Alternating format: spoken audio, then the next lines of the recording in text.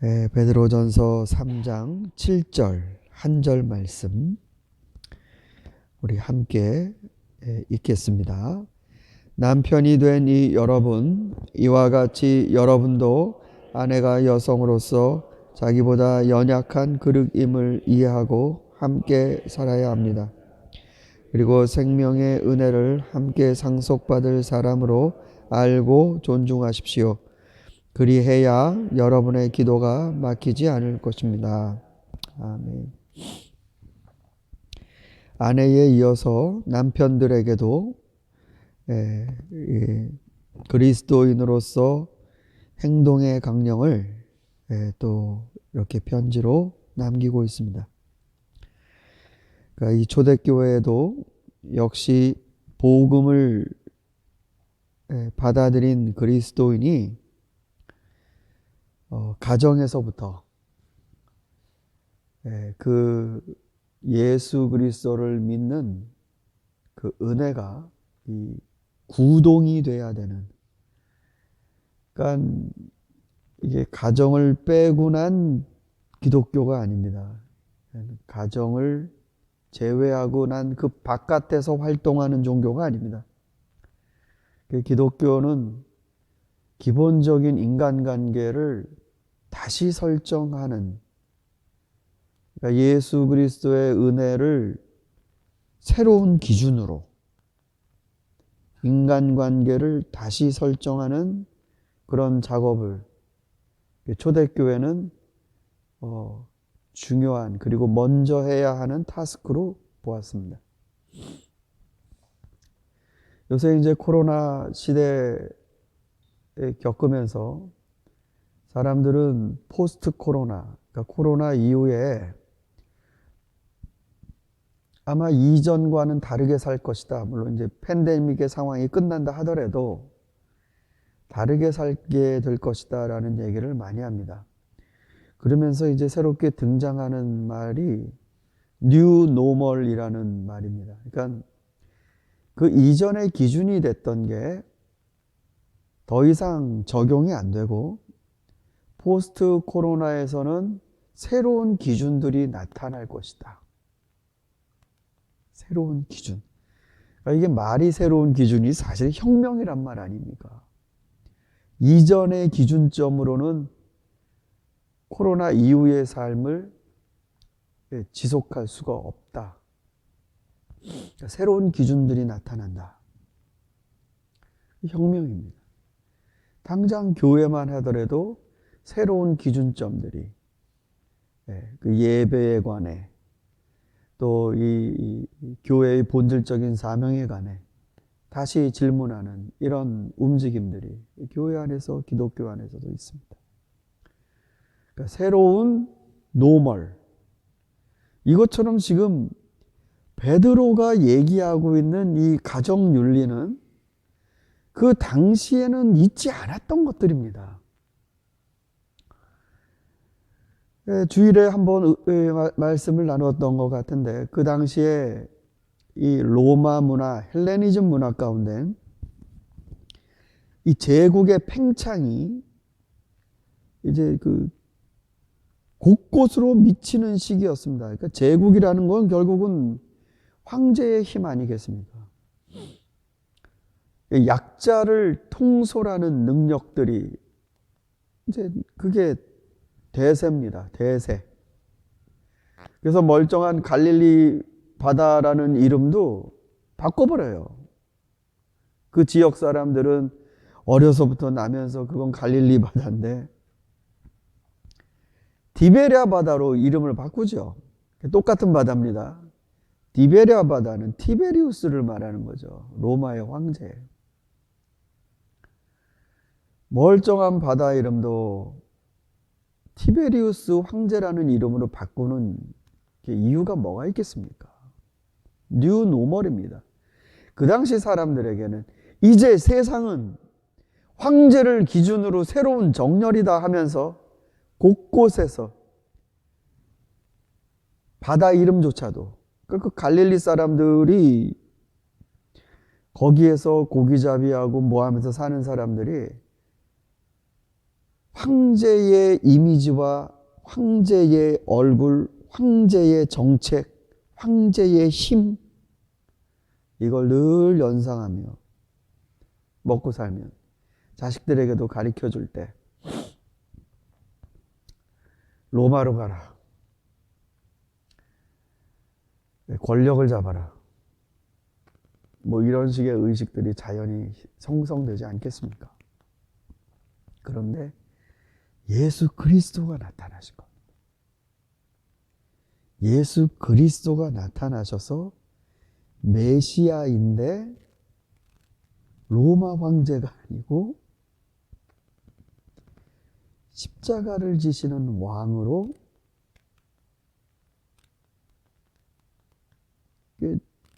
사람들에게 메시아가 뭘 해야 하는 건지를 보여주신 겁니다. 유대인들은 이런 메시아를 인정할 수가 없었죠. 하나님의 아들이라면 뭣도 해봐라, 뭣도 해봐라, 뭣도 해봐라. 근데 그런 그리스도가 아니셨습니다. 그러니까 예수 믿는 사람들은 이 그리스도의 은혜라는 걸 새로운 기준으로 이제 황제의 가치관에 깊이 젖어 있는 그 당시의 문화를 다시 뒤집어 엎는 새로운 인간관계를 쌓는 것입니다. 자, 오늘 이 남편에 관한 이야기가 이제 베드로 사도가 써보내는 것인데, 소아시아 교회들에게. 근데 가장이, 그 당시에 파테르 파밀리아스라고 불리는 그 가장이 절대 권력을 갖고 있는데, 지금 베드로 사도가 쓰고 있는 이 남편에 대한 행동 강령에는 전혀 그런 모습이 안 나옵니다.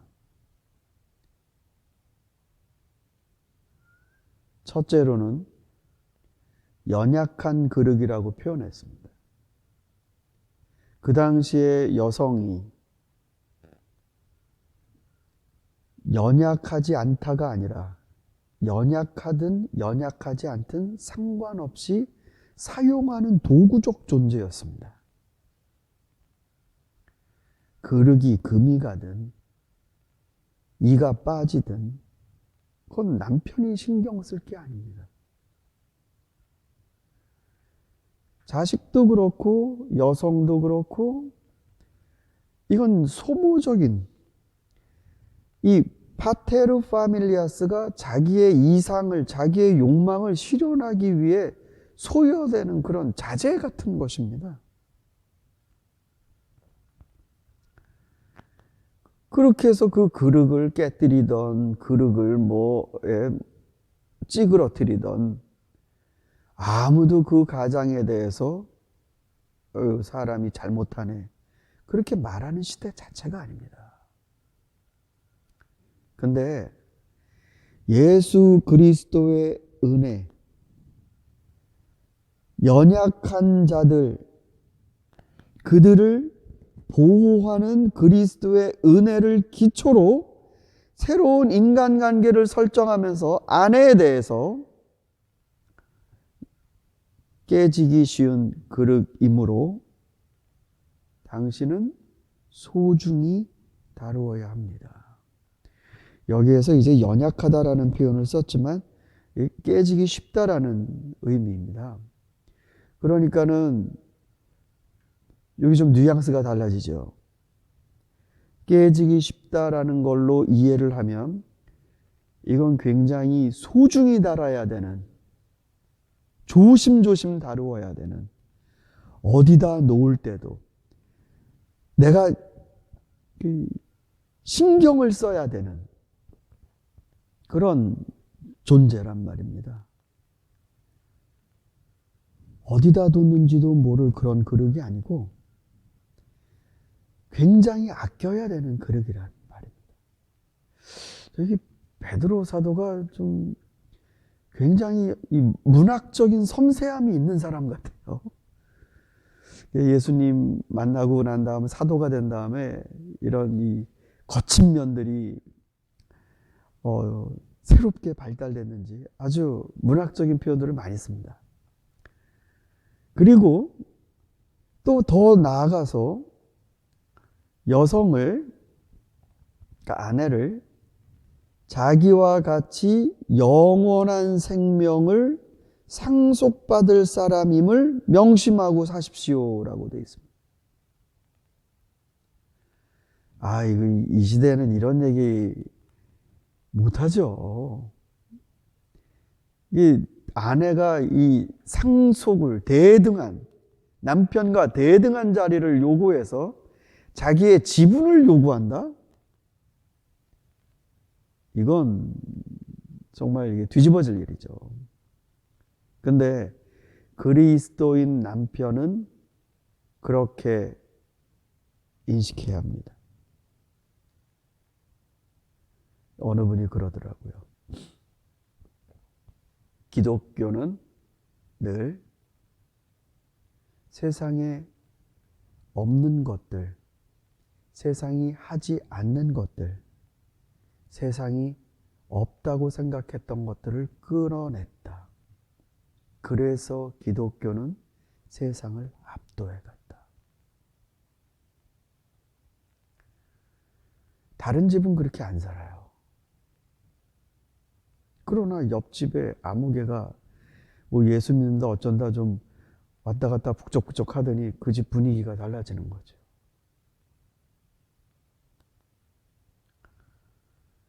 자식이 달라지고 아내가 달라지고 남편이 달라집니다. 형제지간이 달라집니다. 실제로 초대교회에는 그리스도인들이 고발을 종종 당했습니다. 무슨 박해도 물론 있었지만 고발을 당했어요. 아무래도 이 집 형제지간 이쪽 이 사람들 가족들 근친상간하는 것 같다. 모두가 다 똑같이 형제자매라고 부른다. 분명히 아내와 남편인데 다 형제자매라고 부른다. 근친상간 같다. 예, 사랑하는 우리 새벽의 성도 여러분, 예수 그리스도가 내 안에,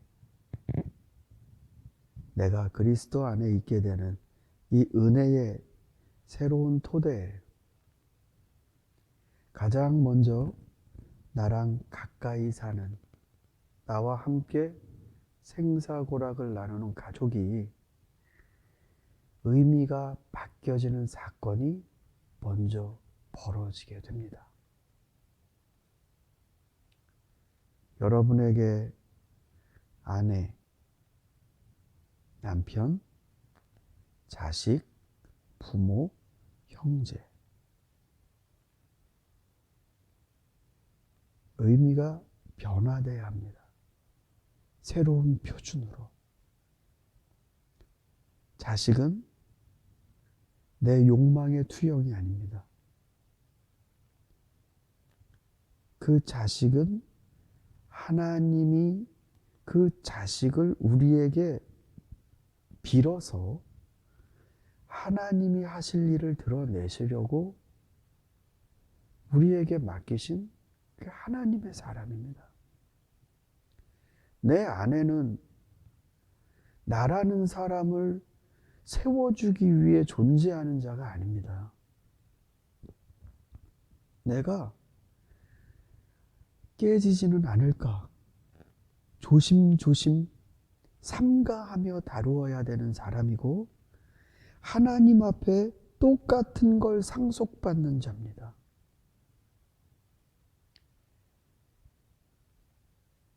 그 먹고 남은 밥상을 그 다음에 어머니가 드시고 그 다음에 뭐 또 그 누이들이 먹고 이러는 그 의식적인 구조가 아닙니다. 여러분의 신앙이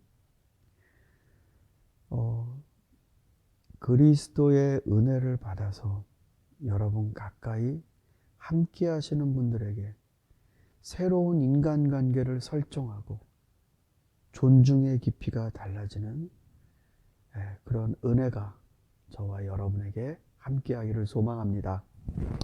기도하겠습니다.